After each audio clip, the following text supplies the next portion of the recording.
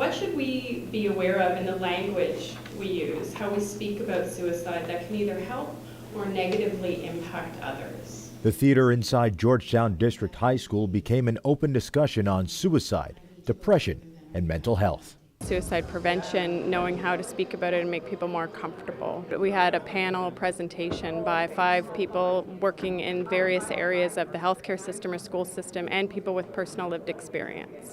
Mental health advocate and author of Give Sorrow Words, Lynn Keene, served as the keynote speaker, sharing her experience of losing her son Daniel to suicide in 2009.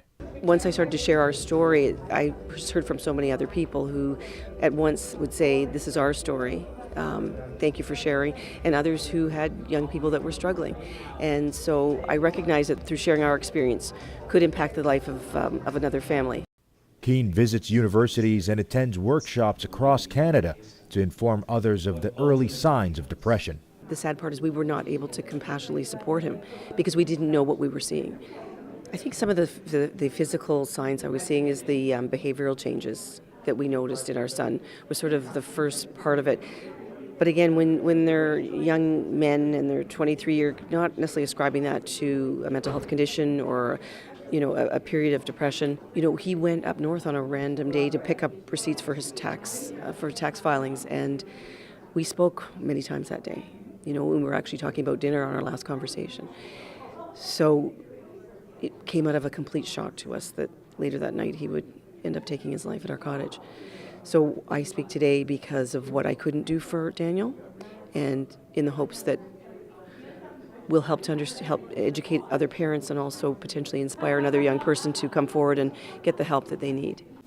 Dispelling stigmas and spreading hope, because it can be a really scary place to be.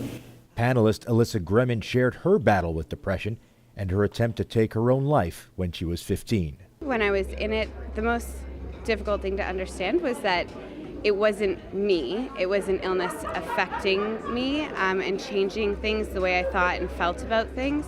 So I think the most important thing for people to recognize is that when people are living with a mental illness or a mental health concern, that it's a very real thing, that it should be taken seriously, that it needs to be treated with compassion and caring, no different than you would treat anybody with any other illness. Today, the 27-year-old is a program manager and peer worker for Support and Housing Halton, helping those who are currently in the struggle she was once in.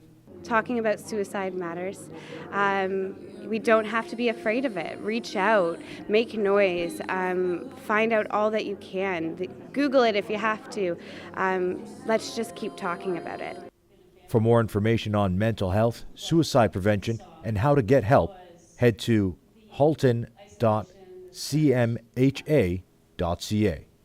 Reporting from Georgetown, for Halton News, I'm Hayden Narine.